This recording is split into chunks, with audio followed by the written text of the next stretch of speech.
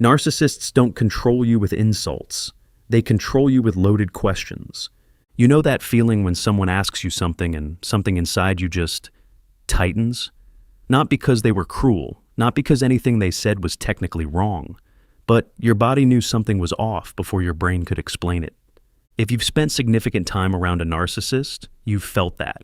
And it isn't paranoia, it's your nervous system clocking a pattern. Here's what makes these questions so hard to catch. They sound like care, like concern, sometimes like love, and that's why they work. So most people spend years doubting their own reaction instead of doubting the question. That confusion isn't an accident, it's the whole point. Once you can name exactly what's happening, you stop being so easy to pull. The last one in particular was a game changer for me. Let's go through them. Question 1. Why are you so sensitive? This one usually comes right after they've said something that hurt you. Maybe they criticized you in front of other people. Maybe they made a joke at your expense. Maybe they said something cold and cutting and watched your face fall. And the second you reacted, the second you showed them it landed, they turned it around. Suddenly the problem isn't what they said. The problem is how you felt about it. Why are you so sensitive? I was just being honest.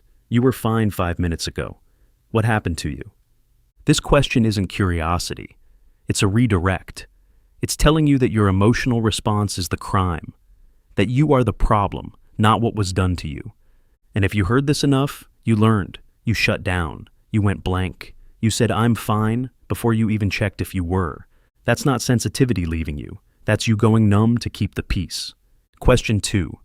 After everything I've done for you, this one usually arrives at the exact moment you try to say no. Maybe you finally told them you couldn't make it to something. Maybe you set a small boundary, something that cost you a lot just to say out loud. And before you could even exhale, it came. After everything I've done for you, the painful part is that some of it might even be true. Maybe they did work hard. Maybe they did provide things.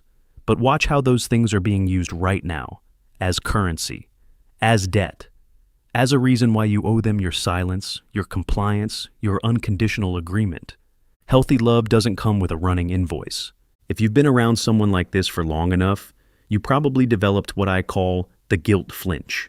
Someone expresses disappointment, and before they even finish the sentence, your body is already apologizing, already shrinking, already trying to fix their feelings at the expense of your own. That guilt isn't a sign that you did something wrong. It's a conditioned response, trained into you precisely so it would activate at moments like this. Moments when you were about to do something healthy, like say no. You're allowed to receive care without owing your life back. Question 3. Why do you always have to make everything so difficult? Notice what happened right before this question got asked. You said no to something, or you asked for an explanation, or you simply didn't go along with a plan the way you were expected to. You didn't yell. You didn't cause a scene. You just had a different need, and that need became the problem. Why do you always have to make everything so difficult? The word always is doing a lot of damage. It's not describing this moment.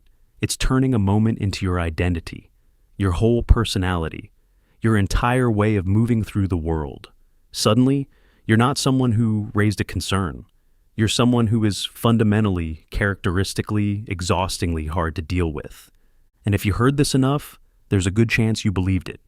You became the person who stopped asking questions, who agreed quickly to avoid the look on their face, who learned to need less, want less, say less, because having needs made you difficult, and difficult meant unsafe. But your needs were never the problem. They were just inconvenient to someone who wanted control. An adult who mistakes your boundaries for a personal attack is not someone whose verdict on your character you should be carrying. You were never too much. You were just in the wrong room. If this is making you feel less crazy about what you've lived, the easiest way to support this channel is to subscribe. It's free, and it helps this kind of content reach the people who need it most. Question 4. Who told you that? You finally said the thing you'd been holding for weeks, maybe months, a feeling you'd carefully found words for, a boundary you'd worked up the courage to name, and you brought it to them. And instead of engaging with what you said, they went straight to the source of your clarity. Who told you that? Have you been talking to your therapist about this? Is this coming from your friends? This question does two things at once. It dismisses what you said by implying you couldn't have arrived at it on your own, and it identifies the people helping you see clearly. So those relationships can be quietly poisoned later. You may have noticed this pattern over time. The people who supported you, who reflected reality back to you, who made you feel sane, those were exactly the people the narcissist in your life had a problem with. That wasn't a coincidence. Isolation doesn't always look like locking the door. Sometimes it looks like, who put that in your head? Your thoughts are your own. Your realizations are your own. And anyone who genuinely cares about you will never see your clarity as a threat. Question 5. So you're saying I'm a bad person? This is the most sophisticated one, and the most exhausting. You didn't say that. You said something specific, something careful, something you probably rehearsed a dozen times before saying it out loud.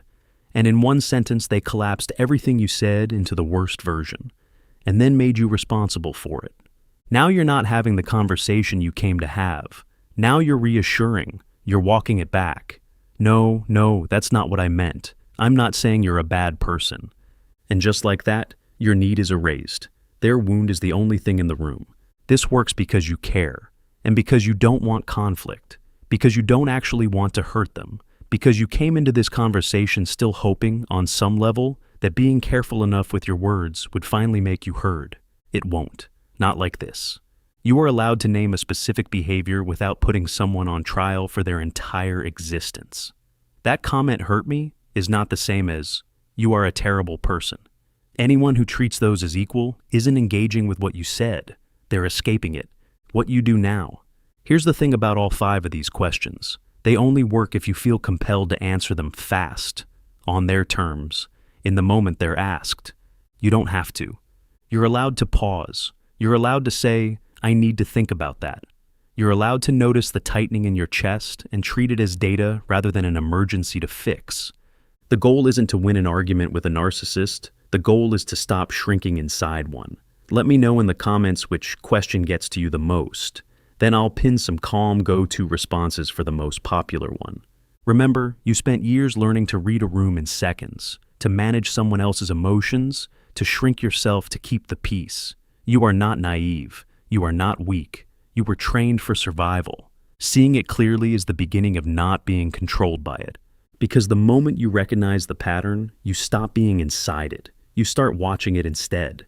And that distance, that tiny, hard-won distance, is where your freedom begins. Thanks for watching Calm Confidence. You've got this. See you in the next one.